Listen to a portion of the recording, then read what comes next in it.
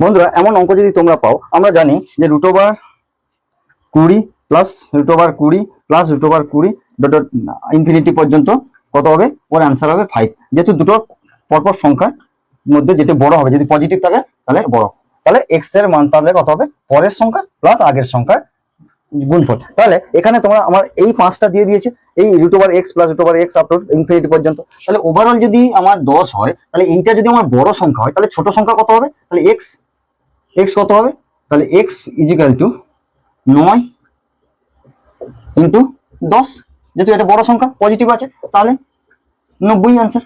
এবার যদি এই এমন অঙ্ক আছে, তোমরা বিভিন্ন কম্পিটিটিভ দেখতে পাবে যেমন মাইনাস আছে, তাহলে মাইনাসের ক্ষেত্রে আমি কি বলেছিলাম, ছোট সংখ্যাটা হবে আমাদের রেজাল্ট। অর্থাৎ এখানে হচ্ছে ছোট সংখ্যা হচ্ছে 10, তাহলে 10 ইন্টু এর থেকে বড় সংখ্যা হচ্ছে 11, অর্থাৎ 100, x এর মান হবে 110। ওটা এইভাবে তোমার